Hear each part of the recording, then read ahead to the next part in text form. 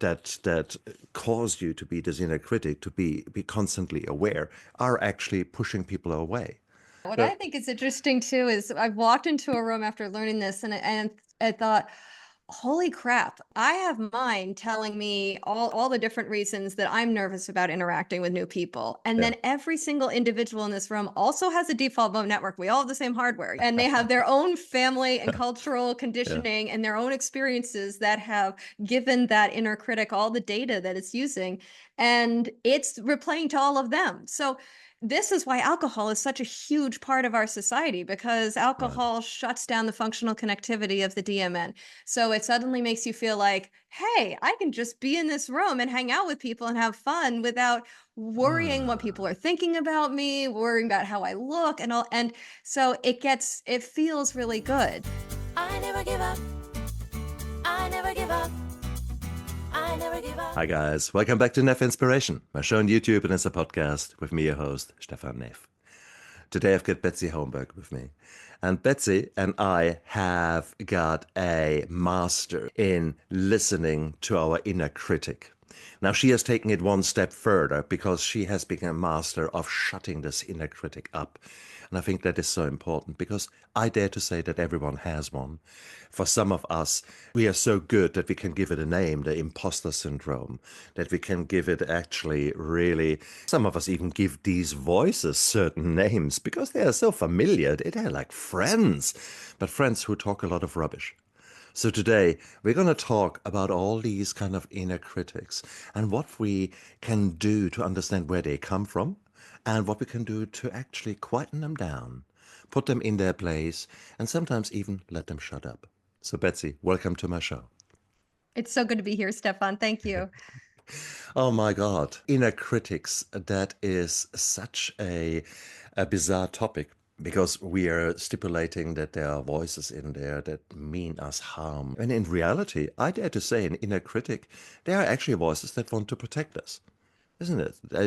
I assume, I give it always the benefit of the doubt, that this comes back from, I don't know, 50,000 years ago when we were living on the cave floor in small tribes. And there, when you spoke out against someone, then, or did things that the tribe didn't like, well, sooner or later you'd be thrown out, which was a death sentence. Equally, if you are not constantly looking around for the negative, then you do not pick up that these stripes up there, oh, that's actually a tiger. Arr. So you look for the negative. So is it not normal that we look for the negative in us? I think it's completely normal. I think the thing that feels a little different for me is, and this is different for everyone, but I really owned my inner critic before I started looking into this research and understanding the neuroscience. I felt that that was very much my voice. So whenever I would have that experience of feeling I'm a failure, I can't do this, no one's going to love me, Yeah. etc., that felt like me telling myself, doing an assessment of myself and saying, you're broken, you're done. Mm, And mm. so we then look for all of these other things. So some people may see it as an external voice. I felt it was very much an internal voice, and it was something I had to break up with. When was the first time you heard this voice? Oh, I've heard this my whole life. And I think we all have. Exactly. We don't Yeah. remember it necessarily too much from childhood, but man, by the time high school hits Mm, and we're looking to fit in with everyone around us and mm. mesh with groups, like this voice starts to hit really hard. And And it's so hard because it runs in the subconscious and it whispers. Sometimes it shouts, but most of the time it's a quiet voice and you are not used to cross-examining that voice. So therefore you actually believe it. well, And this it's was one of the most interesting things to find is I've always thought about this subconscious. This reminds me of my psychology class where they showed us an iceberg and they said 10% of what you see of a person, their behaviors and their words, that's up here on the visible part of the iceberg. And then all this stuff underneath are your values, your beliefs, your mm, internal, your subconscious. yeah. And so I thought, oh, cool, let's get to know the subconscious. But the neuroscience really has moved away from even the concept of a subconscious. It's Ah. gotten to the place of having two thought networks instead of one. So while it Mhm. feels like every single thought is coming and it's all us and it's the same thing that's helping you solve a math problem is the thing that's beating you up, which can feel very confusing. they're actually two different ones. And then there's the nervous system. And so we often blame the subconscious for our nervous system reactions. And we blame this second automatic thought network, the default mode network, for our subconscious automatic thoughts. Indeed. I mean, the principle of the conscious and subconscious and of ego, these were things that were laid down in the 19th century, even 18th century. And it was long before neuroscience got established and before we could have a look inside of this black box between our ears.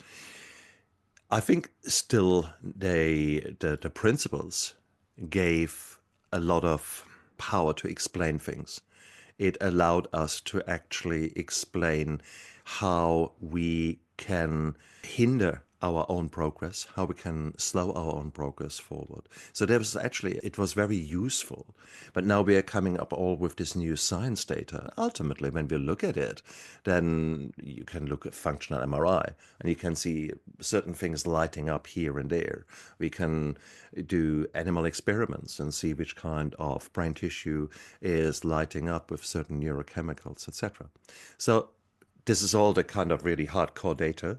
And then we have got those nebulous 60 to 80,000 thoughts a day that humans have. How do we combine that? How can we talk about a default network in this case, or different networks? How do we... Oh, it's so cool. It's a really cool system that once you get it, you're like, no kidding. So that's what my brain's doing all the time. So if we look at our brain evolutionarily, we had this massive exponential growth at the very end, which is responsible for most of our cortex. But then there's some people out there like that speak of a paleocortex, which was kind of the original cortex that is similar to a lot of what mammals have. And this is what you're getting at with that 55,000 years ago hunter-gatherers. That paleocortex and some of these brain areas which connect to make a network, aka the default mode network, those were responsible for keeping us in that clan. And so it is literally outside in, and it's looking at you constantly saying, are you fitting in? Are you doing your role well enough? What is the hierarchy? Who's an in-group? Who's an out-group? And it is designed to talk automatically. It's very connected with the stress system. So it's just constantly monitoring the environment and chatting at you. So then we grow. Cortex gets bigger. We then get this central executive network, which is when we get to choose a thought and we get to focus on something. This is very much a linear processor as opposed to an endless processor. And then we have an insular cortex, which then decides who gets the floor. And so if you're sitting there and you're obsessed with a book and you can't stop reading, your insular cortex has said, all right, central executive, you got it.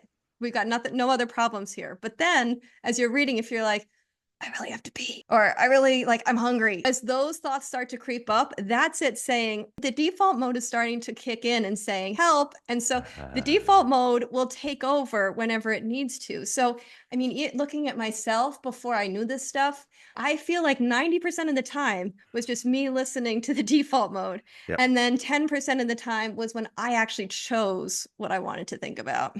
Absolutely. I think that is very real. And that's beautiful that we actually, no, that's actually very nice. Although there's a bit of a Venn diagram happening here because I see very much as subconscious and conscious, the old concepts sort of partially overlapping with the default mode network and with the more executive network. So one way or the other, people... We too get nerdy about it because we both understand that with us understanding the brain better, it gives us solutions how we can address certain things. And it gives us a multitude of paths to actually address the same problem. For Joe Block out there, now he is trying to keep his life sort of together. The marriage has sort of maybe not being as happy, money is tight, the children are playing up. He has got other thoughts, other problems than thinking about neuroplasticity and thinking about the brain. He will have, however, the inner critic playing out. How can we use our new understanding of the way the brain works? How can we use that to help people out there? What are the breakthroughs that has that new understanding of default mode network actually allowed us to do? Well, life is hard and we all have challenges that come up with our in our life. And Yeah. then what the default mode network does is it makes it 100 times worse. Mm. So it Mm. spends a lot of time in the past. It spends a lot of time in the future. So if a bad situation has happened with a partner, the default mode network will sit and want to go and over it.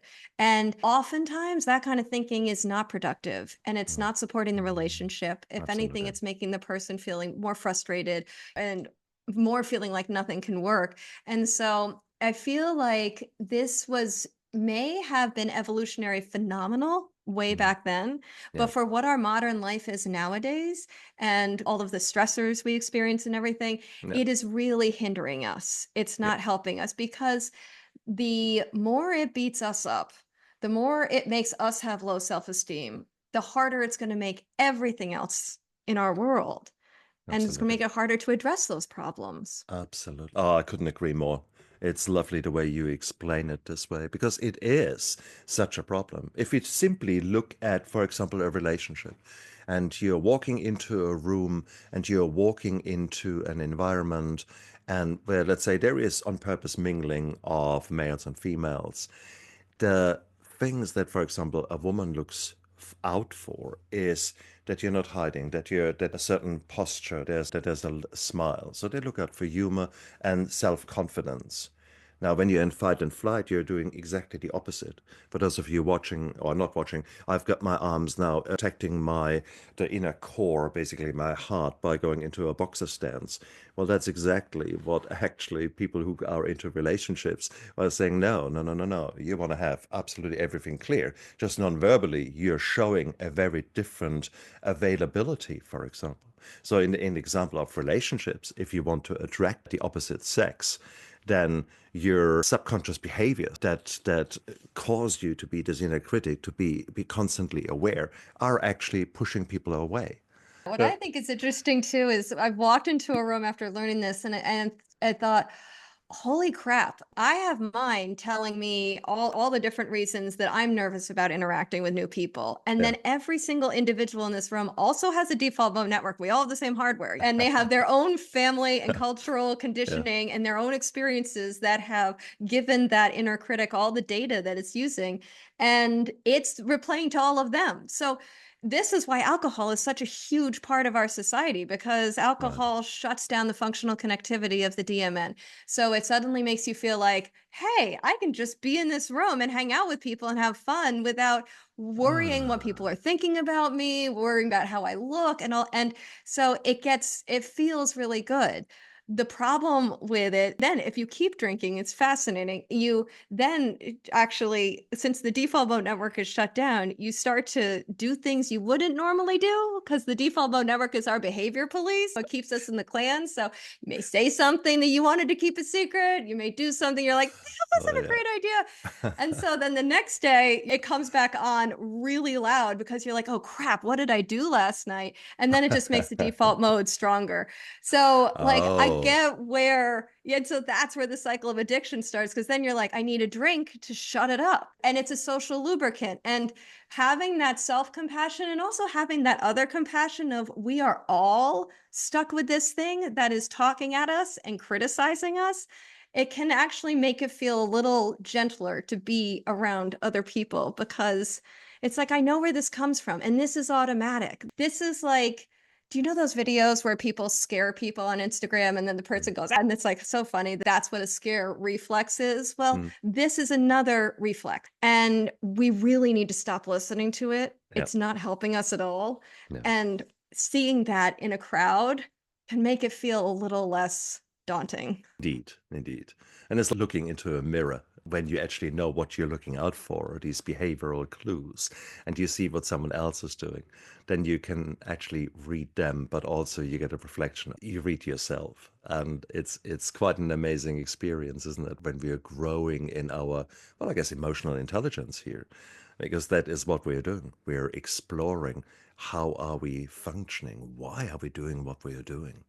And that is actually, it's an everlasting quest because there's so many quirky behaviors that we show, and some of them we can very much understand with the default mode network, DMN. And I actually like the way you're explaining it. It's so beautiful. Having been that apprehensive young man that had a lot of trauma and then used alcohol, it was such a liberating experience with hindsight. And your explanation actually makes, from a biological point of view, so much sense. I love it. Oh, You see it in a party. So this used to really hurt my feelings. My DMing used to flare with this. When if I was talking to someone and they either looked to see who else was in the room, or if they took out their phone and looked at it.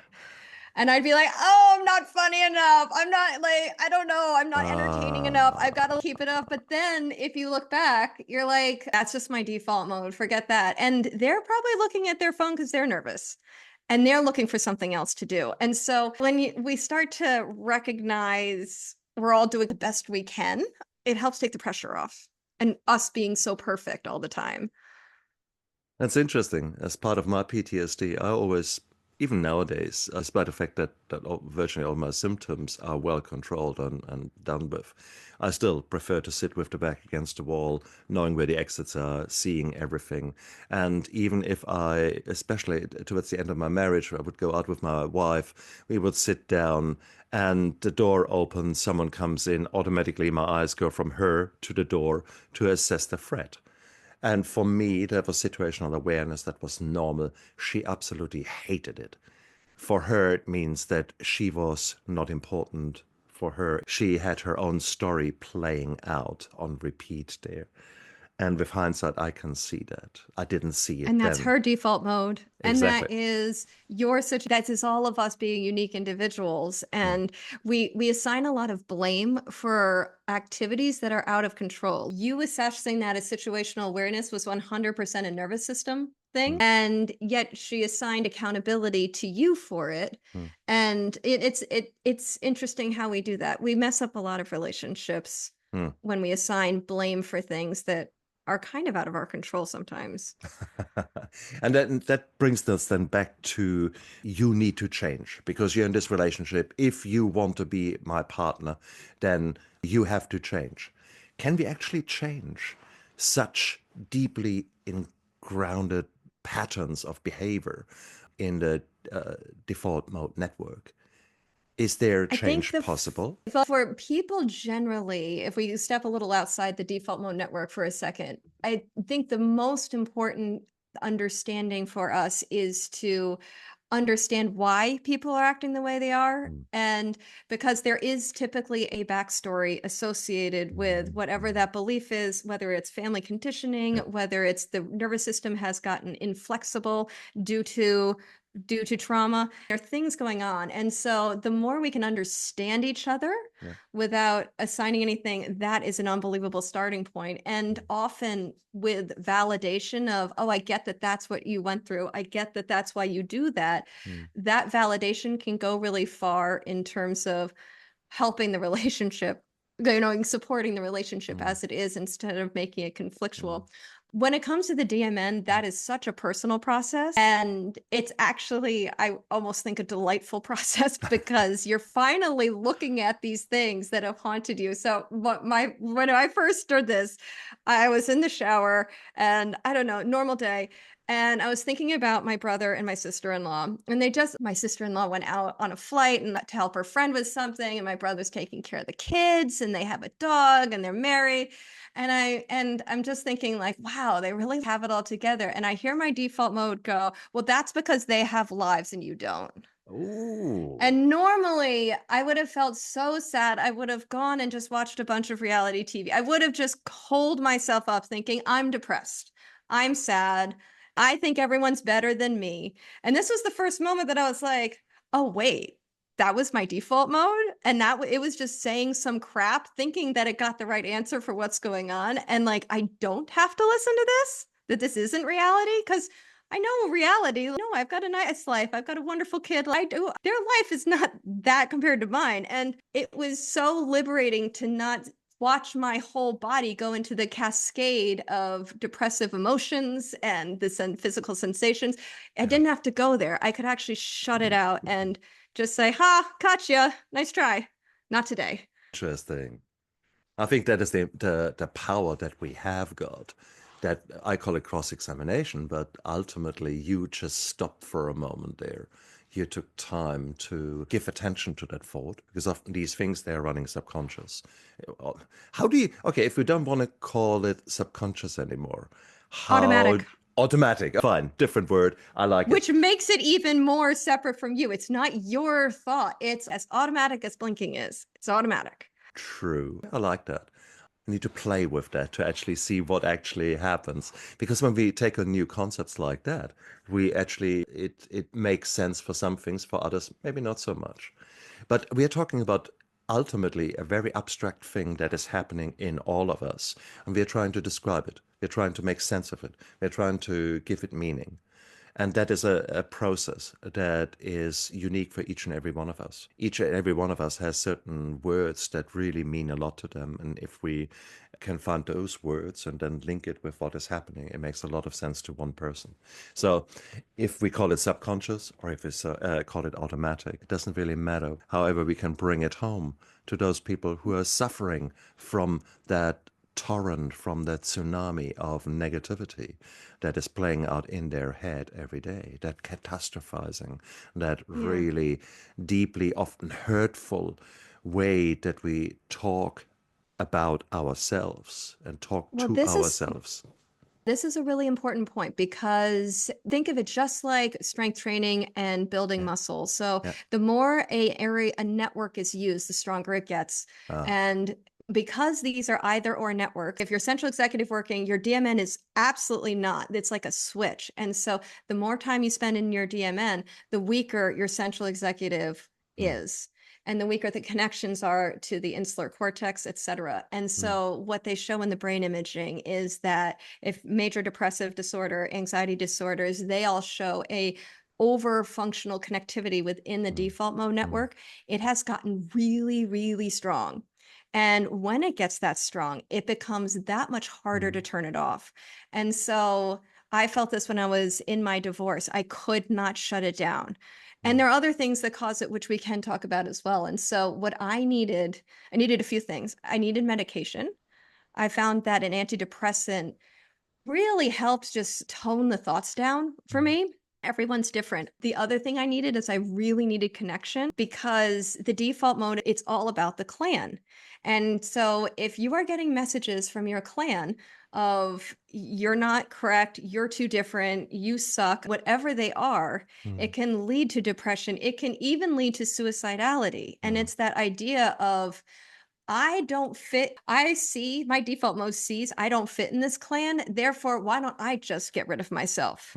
Because my data is showing that I am not going to fit in this situation. This isn't going to work for me. And so when we can see it like that, getting treatment for depression or anxiety, whether it be medication, whether it be therapy, whether it be group therapy to build even more of a community, that's when those steps, like, I would love to take the stigma away from all of those activities, because this is literally strength training for our brains.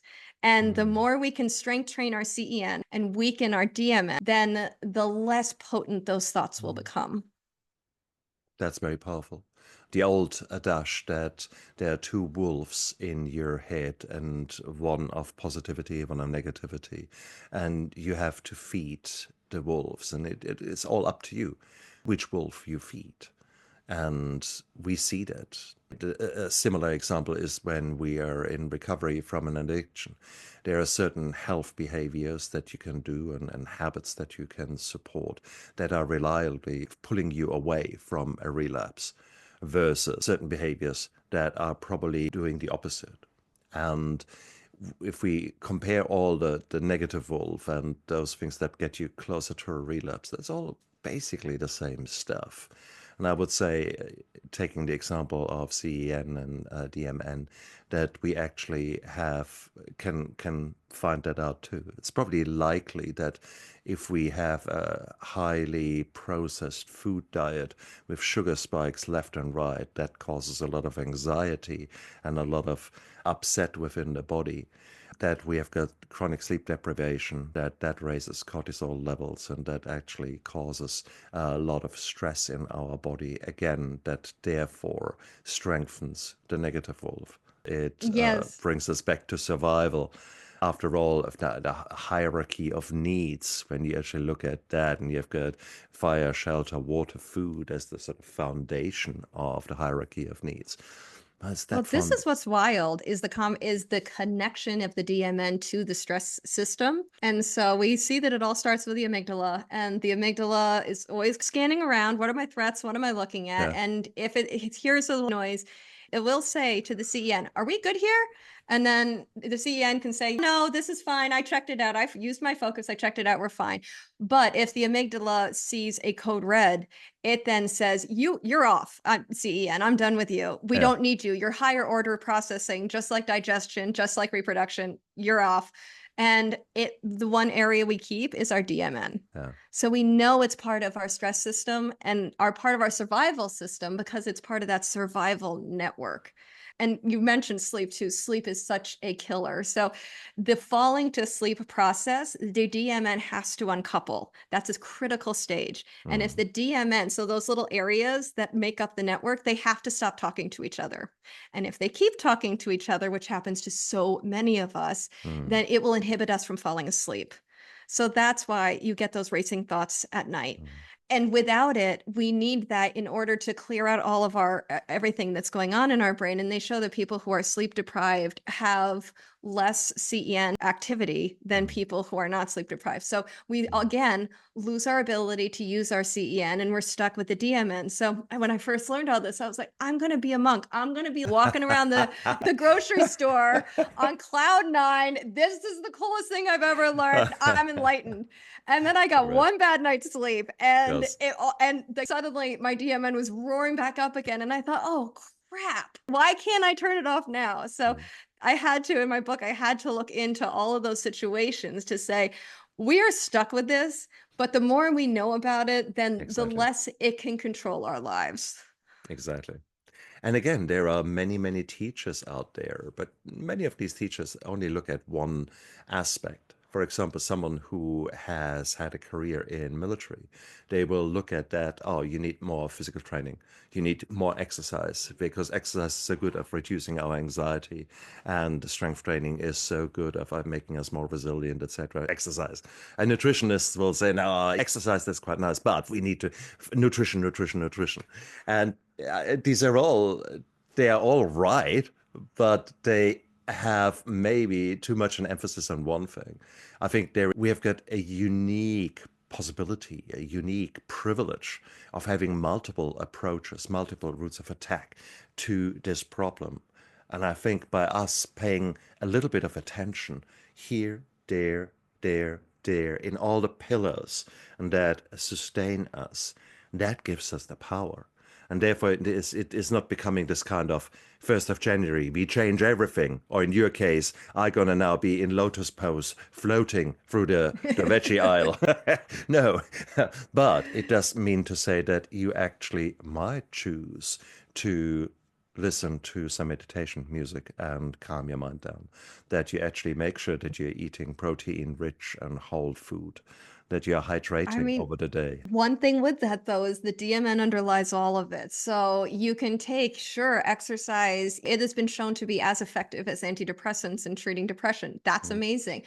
But people can go too far in exercising, and the DMN can be part of the reason it does that, because it's like you're not running far enough. You're not running as well as they're running, or you need to be running this. And so, or you take nutrition and it's, I can't believe you just ate that pizza with pepperoni. Really? Like, you're going to be fat. You're going to die of a heart attack. It will just cream us even in our health activities. So, so monitoring it and checking it. One thing I really helped for me in the beginning was thinking of myself as an organization. And I have some amazing employees. I love my eyeballs. I love my ears.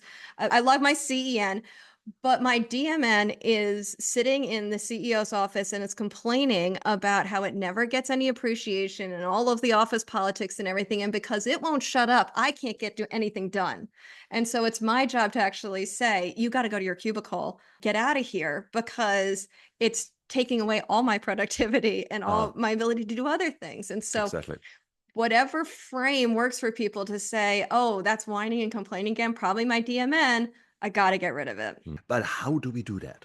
Here we are. We have pointed out you need to pay attention to your sleep, hydration, food, exercise. And most of us are not doing that. The sedentary lifestyle is nowadays recognized as the new smoking. If you live a sedentary lifestyle, as a health impact, that's the same as smoking a pack a day. So let's be clear about that. Yet, if you look at America, there's an obesity epidemic that's massive. 50% more than 50% now, of Americans are massively overweight or super obese. So we are clearly not getting better. Here you are, we've got better understanding what is happening in our black box up there. Yet, when you look at the reality, it's getting worse and worse.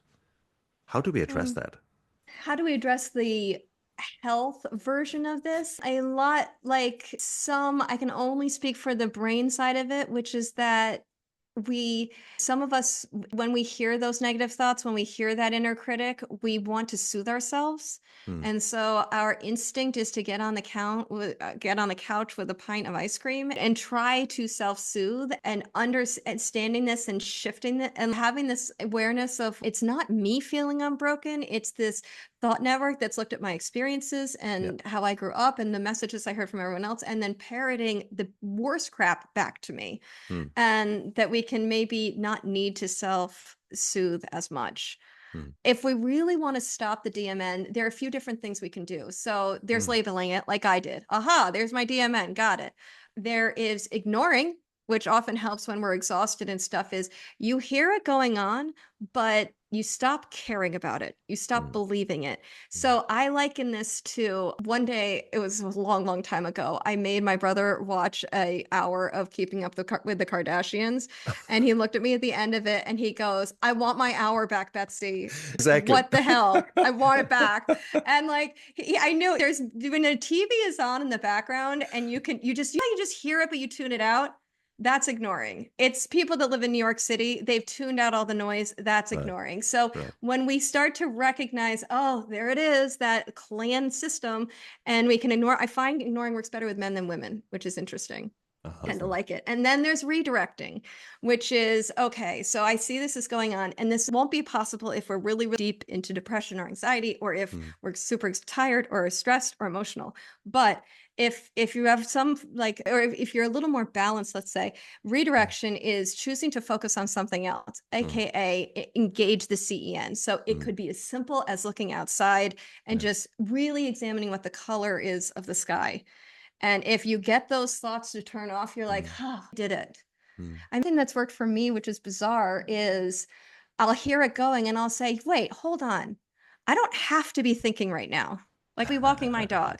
And I've had many times in my life where I've been very stressed and had to work really hard and I had to be thinking all the time. And interesting, if I'm washing dishes, I don't have to think. And just separating that to be like, that was can be a choice, and I can choose to not do that, can be very powerful. And this is also an opportunity for us to introduce different positive thoughts. Because whilst you're washing up, you could now say, okay, it's always when I think about something negative, let's put a podcast on that is about something positive. So from now on, every time I'm actually going to wash up or do household chores, I actually put a certain podcast on that I know is uplifting for me, me new insights, leaving me with a smile and an aha moment for that. That is so cool. Isn't it? I love that. That is so strategic and so understanding yourself. What I like to use is binaural beats, because I'm often more stressed than I think I am. So if I just throw those on and I listen to those and I tell my DMN to go F itself, that can really help calm everything, which is really nice. Binaural beats, for those of you who don't know what we're talking about, is it's basically hearing sounds over a headphone. And these are mildly different. Brain then tries to sync. And the brain gets into its own job doing that. So there's quite a bit of positive things happening there in the brain, which is cool. These are all little things that you can learn. There are some people, meditation music helping them, but combined with breath work. So you can actually focus on calming down the part of the autonomic nervous system, the sympathetic drive, the fight and flight and fawn, and all these kind of behavioral patterns due to a threat, and strengthen the parasympathetic nervous system, so the vagal Well, system. isn't this an interesting part of meditation? Like, this is how it works. So if you sit there and you're supposed to let your thoughts go, AKA the DMN, Yeah. and then you're supposed to focus on your breath or focus on a chant, AKA use your CEN and focus on something. All meditation is Exactly. shifting us from one network to the other. And Exactly. to me, this was a huge relief because I hate the idea of sitting by myself, just like in quiet. I don't like that. But if I can get that same effect by anything that moves me from the DMN to the CEN, sweet, sign me up. And they're like 1,000 things humans can do to create that same effect. Exactly. It's awesome. People who are religious and who are going to the church to sing, again, we are activating our breathing system. People who are praying. And if you look at certain forms of prayer, they actually do exactly the same as breath work. They reduce your breathing down to a rate of 4 to 6 per minute. And you're basically focusing on bringing up this prayer in your conscience and spelling it out. So we are doing, these are all versions of the same thing, of us harnessing the power of reducing this negative impact, or the negative, the DMN, in other words. And it's beautiful Now, to actually understand that. It's so cool. And it even goes a step further. So the central executive network have direct pathways to our heart brain, which is a bundle of neurons that surround our heart and get our heart to operate. And this is how heart transplants can happen, because the heart needs to have its own brain to keep pumping, if you will. And the DMN has its connections to the gut. So the DNM is wrapped into the kind of stress system. That's our butterflies in our stomach. That's how we get IBS. All of those things is because it's directly related to this survival system of amygdala, DMN, and system. But when we focus on, we fall in love with something, or we're just like a dog, or it becomes so easy to focus on them.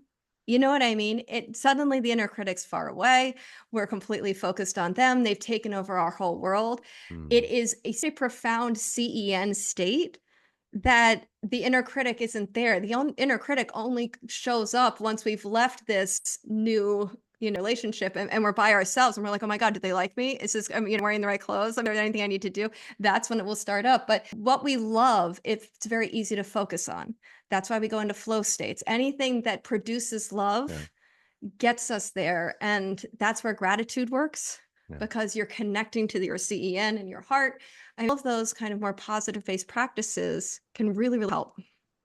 It's beautiful, isn't it? And again, it is creating habits and taking control. That is the power that we have, and we often don't realize it. And that's where it's so beautiful to analyze what is happening and think, well, what are the low-hanging fruit, and what can we do right now to actually make a bit of a difference? Probably after this beautiful interview, I will probably have a big glass of water and rehydrate. I will stretch myself and tell my body, okay, fine. Because looking after that, I might even do 10 push-ups and 10 squats. So I'm doing a bit of exercise. Snack. I might actually think about eating something. I will eat something healthy. I make absolute good choices most of the time. I'm not 100%, that's for sure.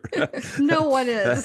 No, that's true. But nowadays, I do no longer beat myself up if I actually say, no, I'll eat now a sugar-rich processed item.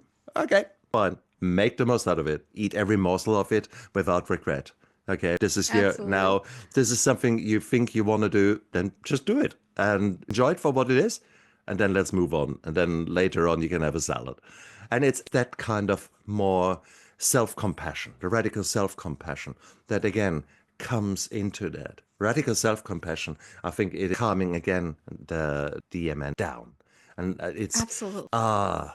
if we say we have got all these multitude of approaches that allow us to calm things down, where do you recommend to start?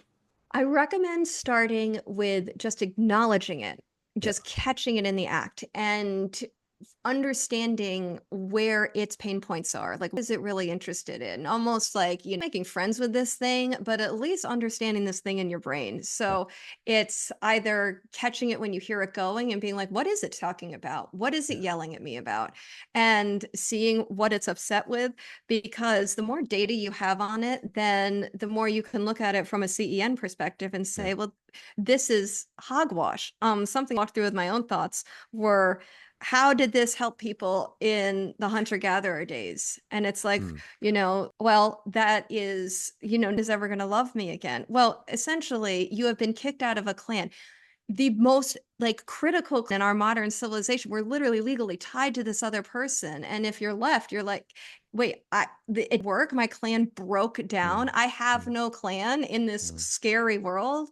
And then we need the CEN to be able to say, but you have family, you have financial stuff, not about to die. Because the DMN does not know that. It is not that smart. I really with a loincloth.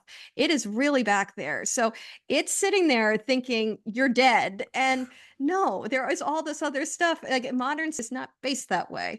And it's to see where this clan sense coming into play for me. And then it's doing those things. It's labeling it, it's redirecting it. It's, of yourself, if you're like, okay, here it is. Okay, I'm going to not let it get to me. And I'm not going to believe it. I think of beliefs as ossified DMN thoughts. There's something you hear over and over and over to the point that you're like, that is my truth. Like someone, like they'll unnamed, but they were told repeatedly in their childhood, you're not as smart as the other kids in generation. You're not as smart. You'll go to a good college. You'll never do this. This person has spent their entire life feeling dumb, and it's one of the smartest people I've ever met in my life. And so it's so frustrating because it's hard, because to get out of that belief is to understand where it comes from and to say, oh no, I am smart. Look at all of these things I've done. I feel for our teenagers with this a bit, because as we get older, we can look at our lives and, all of our successes, and look at our friendships we've had look at how we've survived challenges in the past. And when you're a teenager, you don't have that base of experience to say like this. And so everything feels so much more potent. And that's what they need us adults for, say, you got this, and it will end, and it's okay. And if that friendship ends, there will be other friendships, it's not the end of the world. The problem is most adults, I dare to say, have the emotional intelligence of a 14-year-old. So therefore, it is hard. It's bloody hard to be. Well, we all have to learn this then. We all have to Exactly. understand how our brain works so that it stops running our lives, True. And again, this is part of it is duty, because if we don't become emotionally intelligent and learn about these concepts and learn how our own behaviors are sometimes misled by weird thoughts, by beliefs, core that are likely laid down a long time ago in your childhood, which are likely to be rather wrong. And, yes, as we are not doing that work, we can't be the leaders that we want to be in an organization. We can't be successful as entrepreneurs. We can't be successful as fathers, mothers, daughters, brothers, whatever the role is you're thinking about.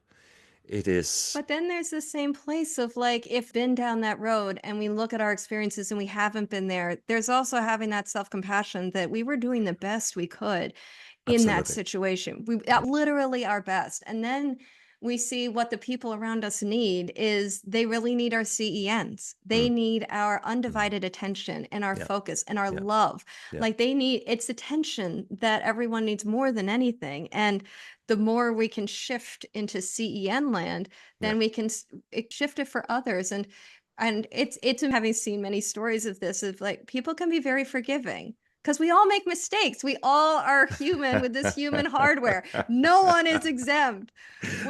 Everyone has this. So, there's a lot of compassion for the people best to show up when we do start showing up, to be like, yeah, I'm glad you're here now. It's great.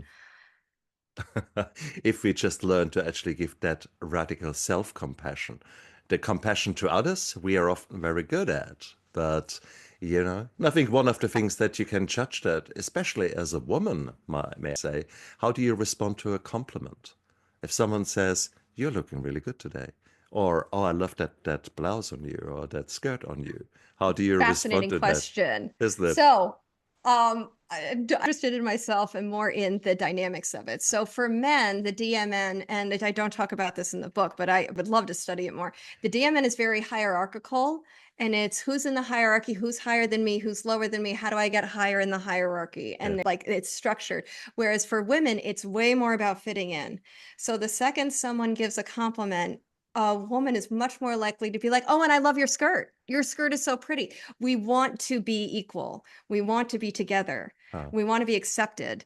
And so often we'll shapeshift to get to that acceptance, whereas men are always trying to stand out. And the DMN is driving a lot of this, most likely due to dynamics from clans way back 80,000 years ago. But it holds with us today. So compliment as a woman, just saying thanks can feel like a really hard thing to do, because the DMN is going to say, alert, alert, not better than, you want to be better than them. That's danger. And really? It's 100% dangerous. I thought of it like that. I always was confused. My ex-wife could not take a compliment. It would automatically think, oh my God, do I normally not look good? Or I don't know, I'm both in her mind or in her mouth now. I don't know what she was feeling, but she was always But that sounds like a uncomfortable. DMN thought. That sounds 100% like it. Like, oh, do I not look this way all the time? Is this what the bar is? Am I supposed to look like this? I mean, the DMN sussing out its clan norms and am I okay and safe in it? And it can run our lives. Isn't it?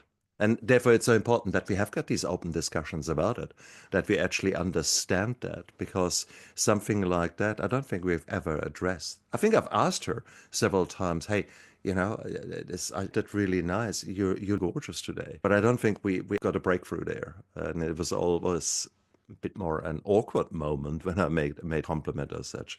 Yet at the same token, she probably needed that. She probably needed my attention far more in a far different way than I was actually able to give it.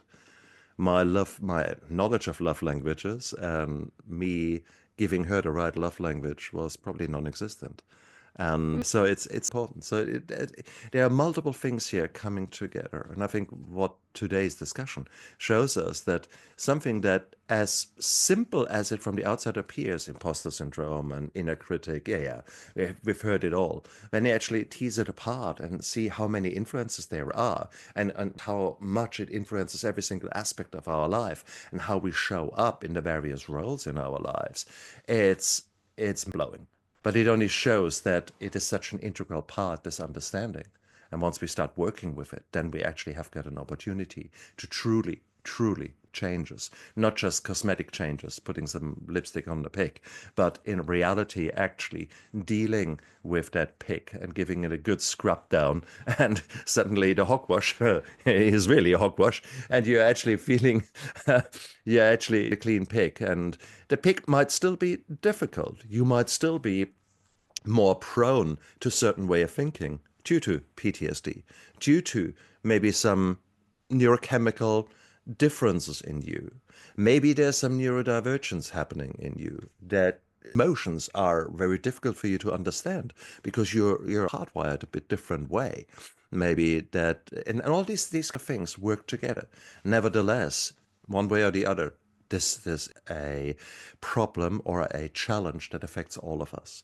And therefore, hopefully. And to me, yeah, it's a fundamental shift in how we look at ourselves, because we experience, the innate experience is that it is us talking.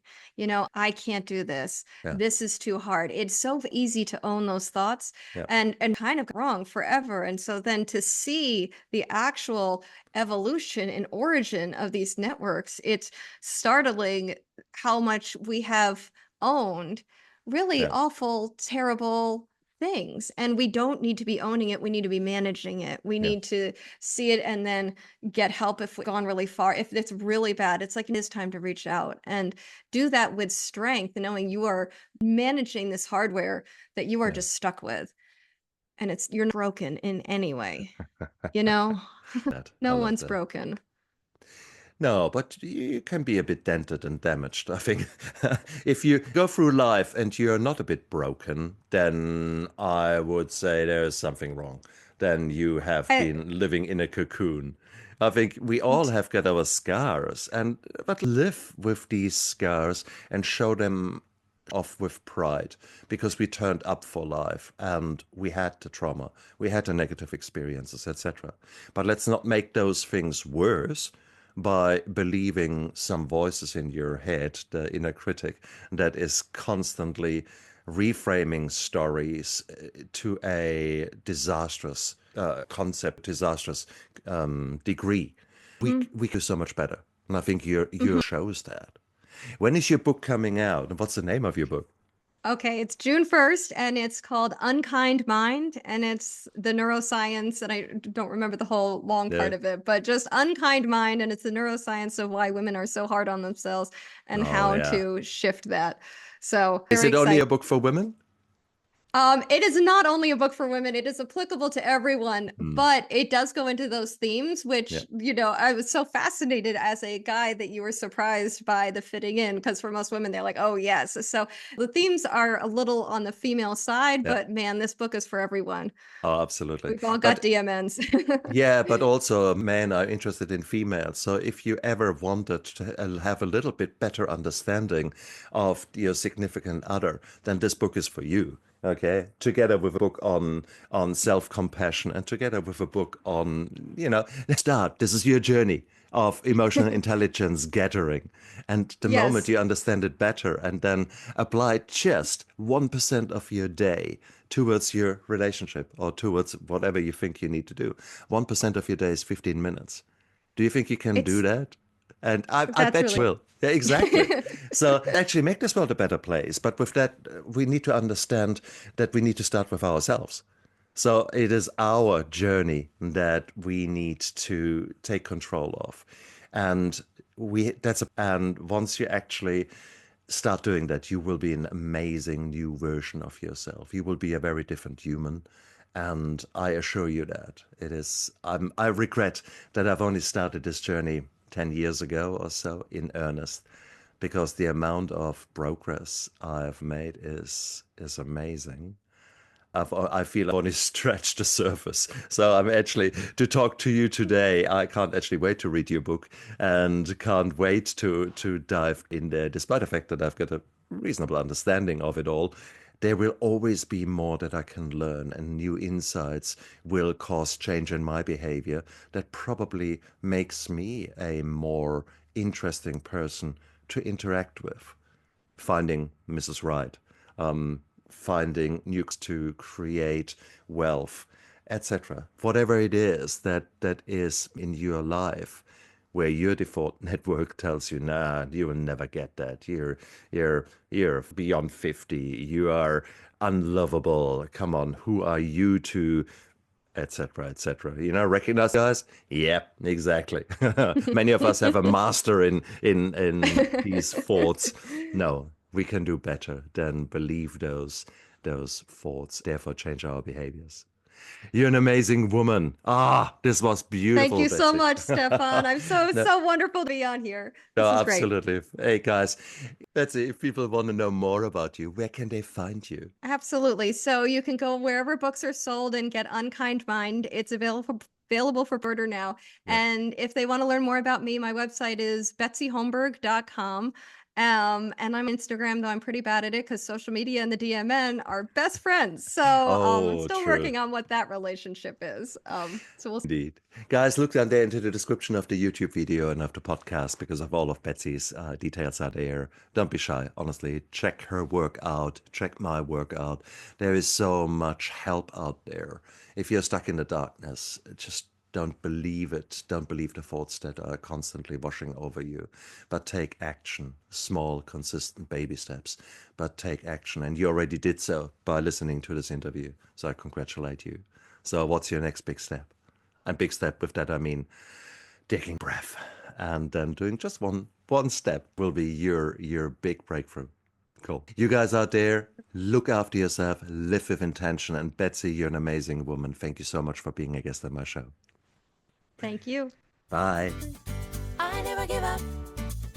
I never give up. I never give up.